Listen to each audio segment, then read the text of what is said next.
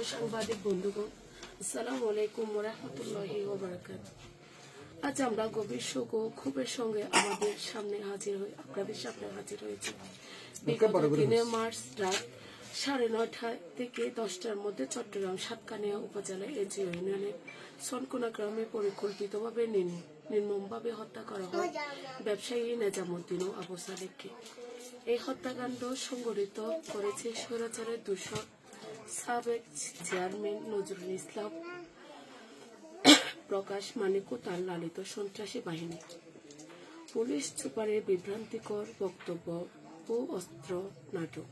গতকাল বৃহস্পতিবার সকালে জেলা পুলিশ সুপার কার্যালয়ে চট্টগ্রাম জেলা পুলিশ সুপার সাইফুল ইসলাম শান্তু একটি বিভ্রান্তকর ও সত্য বিকৃত বক্তব্য দিয়েছেন। তিনি দাবি করেছেন যে নিহত নেজামুদ্দিন ও আবু সালেক সন্ত্রাসী কর্মকাণ্ডে জড়িত ছিলেন এবং তাদের বিরুদ্ধে অস্ত্র উদ্ধারের অভিযোগ করেছেন।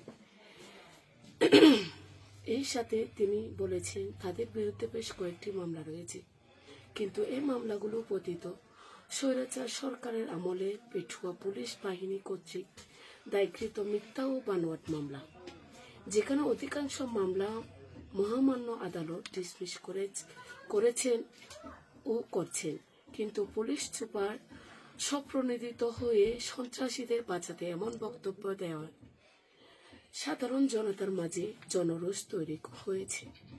তারা তার এই বক্তব্যের প্রতিবাদে রাস্তায় নেমেছে এবং বিক্ষোভ করেছেন। তারা পুলিশ সুপারের এমন কল্পকাহিনী বক্তব্য ঘৃণা করে প্রত্যাখ্যান করেছেন। দাবি জানিয়েছেন স্বৈরাচারের পেটুয়া পুলিশ কর্মকর্তার ভাষায় তিনি কথা বলেছেন, যেহেতু তাকে অবিলম্বে প্রত্যাহার করতে হবে। পাশাপাশি পুলিশ সুপারের বক্তব্য ভিত্তিতে কিছু গণমাধ্যমে বিভ্রান্তিকর সংবাদ প্রকাশ করেছে, যা সম্পূর্ণ মিথ্যা ও উদ্দেশ্য প্রণীত। নিহত নেজামুদ্দিন ও আবু সালেক ছিলেন সাধারণ ব্যবসায়ী এবং এলাকার সুপরিচিত ব্যক্তি।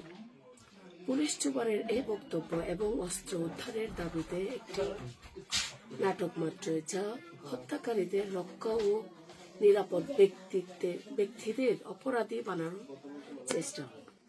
সাতকানিয়া জোড়া হত্যাকাণ্ড একটি পরিকল্পিত নৃশংসতা। এজি ইউনিয়নের সনকোনা গ্রাম বহু বছর ধরে সন্ত্রাস কবলিত এলাকা। পরে অঞ্চলের সন্ত্রাসী হামলা, খুন ও লুটতরাজ চালিয়ে এসেছে। এই সন্ত্রাসী বাহিনী দীর্ঘদিন ধরে সাধারণ মানুষের পাহাড় ইটভাটা জমি দখল করে আসছে। কেউ প্রতিবাদ করলে তাদের বিরুদ্ধে ভিত্তিহীন মামলা ও হত্যার ষড়যন্ত্র করা হয়। নেজামুদ্দিন ও আবু সালেককে হত্যার পেছনে মূল উদ্দেশ্য ছিল তাদের ব্যবসা জমি জমার উপর নিয়ন্ত্রণ প্রতিষ্ঠা করা।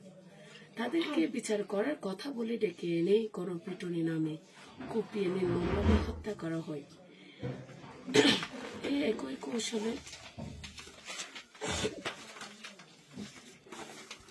2016 সালে মানিক চেয়ারম্যান নেতৃত্বে জামাত কর্মী আবুল বশরকে নির্মমভাবে হত্যা করা হয়েছে।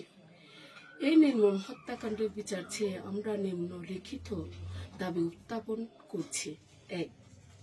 পরিকল্পিত হত্যাকাণ্ডের সাথে জড়িত চিহ্নিত খুনিদের অবিলম্বে গ্রেফতার করতে হবে। 2. এই হত্যাকাণ্ডে গডফাদার চিহ্ন করে তাদের বিরুদ্ধে মামলা করতে হবে। 3. চট্টগ্রাম জেলা সুপার পুলিশ সাইফুল ইসলাম শান্তুর বিভ্রান্তিকর বক্তব্য অবিলম্বে প্রত্যাহার করতে হবে। নেজামু আবু সালেকের বিরুদ্ধে উদ্দেশ্যপ্রণীতভাবে দেওয়া মিথ্যা মামলা প্রত্যাহার করতে হবে। 5. চট্টগ্রাম জেলা সুপার পুলিশকে অপসারণ ও বদলি করতে হবে। সন্ত্রাসী মদতদাতা ও হত্যাকাণ্ডে সংশ্লিষ্ট সকল রাজনৈতিক ও প্রশাসনিক ব্যক্তিদের আইনের আওতায় আনতে হবে।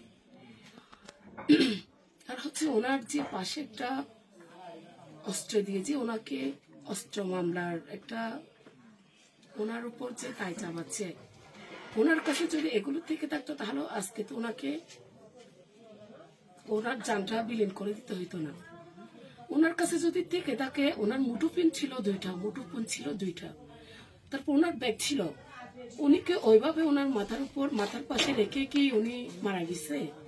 ওনার পাশে যদি কোনো কিছু ওনার সাথে কোনো কিছু থেকে থাকলে সেটা হচ্ছে ওনার মোবাইল, ওনার ব্যাগ, এগুলো কোথায়? আমি জাতির কাছে এটা প্রশ্ন রাখতে চাই।